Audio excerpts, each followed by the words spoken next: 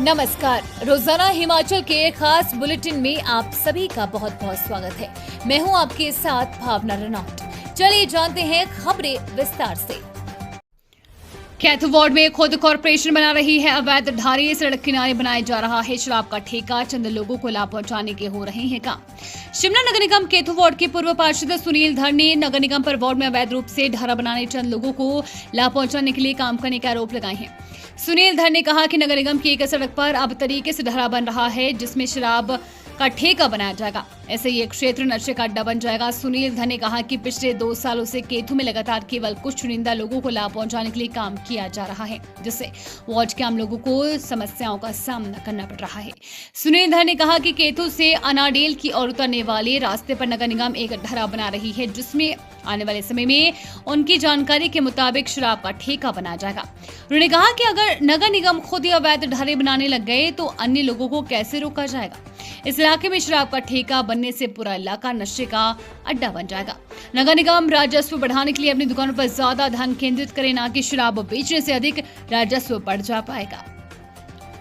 शिमला के लक्कड़ बाजार में खुलने वाले शराब ठेके का विरोध। स्थानीय लोगों ने खोला नगर निगम और सरकार के खिलाफ मोर्चा। 2 दिन का दिया अल्टीमेटम।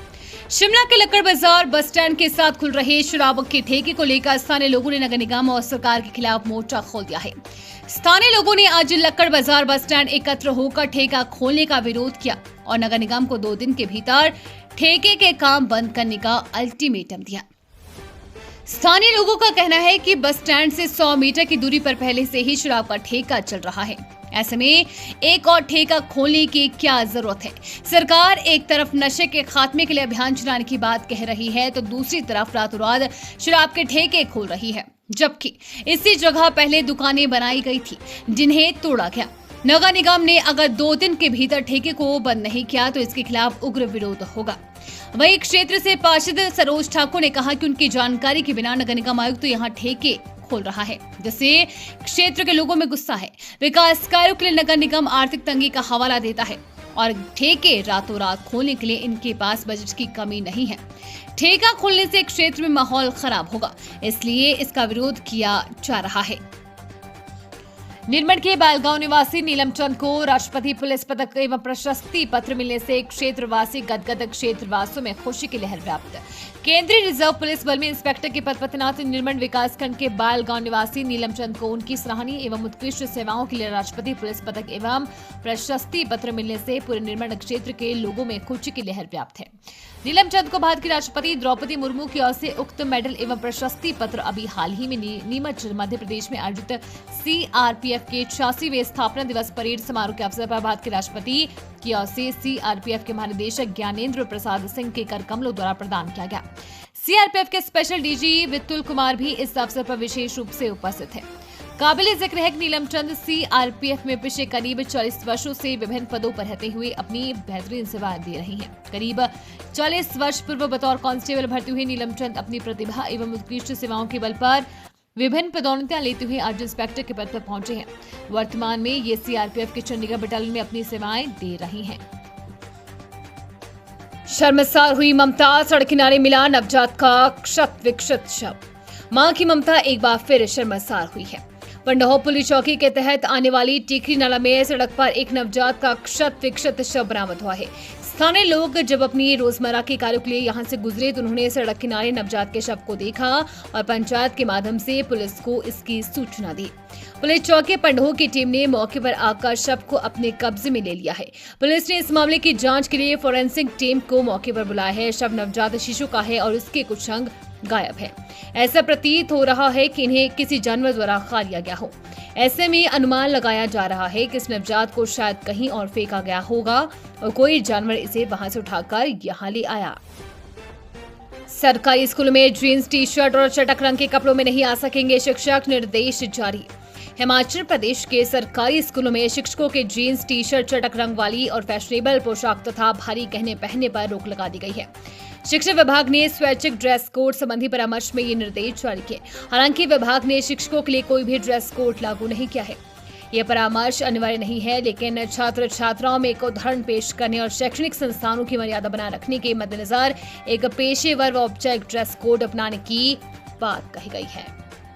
हिमाचल बिना नक्शा पास भवन मालिकों को लौटानी होगी बिजली सब्सिडी, बोर्ड ने की सख्ती। हिमाचल प्रदेश में बिना नक्शा पास करवाए बने भवनों के मालिकों को अब बिजली बिलों का घरेलू दरों के उच्चतम स्लैब पर एरियर चुकाना पड़ेगा।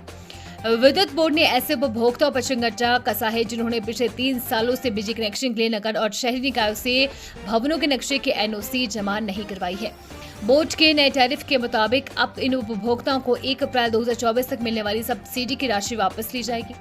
इनसे सब्सिडी के एरियर की राशि वसूली जाएगी।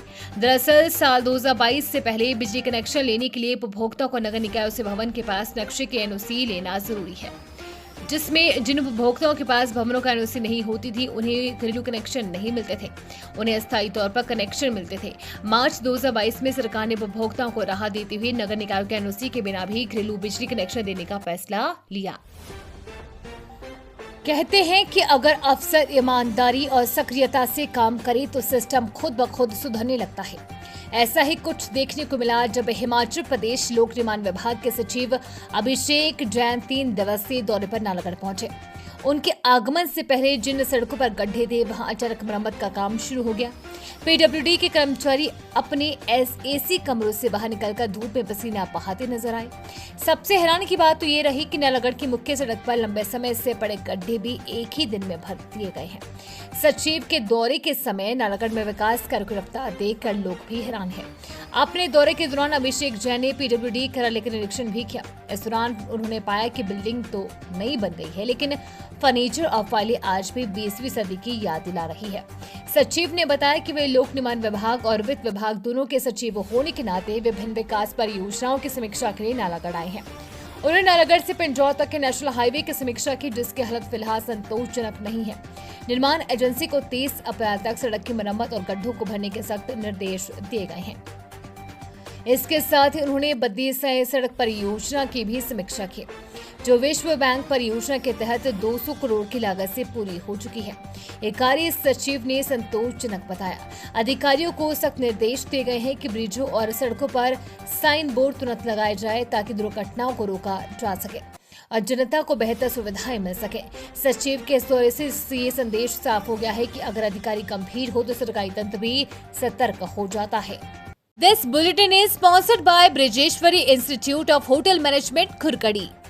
उम्मीद है आपको आज का बुलेटिन पसंद आया होगा। इसी के साथ हिमाचल की तमाम खबरों को जानने के लिए रोजाना हिमाचल के पेज को फॉलो, लाइक और सब्सक्राइब करना बिल्कुल ना भूलें। धन्यवाद। नमस्कार।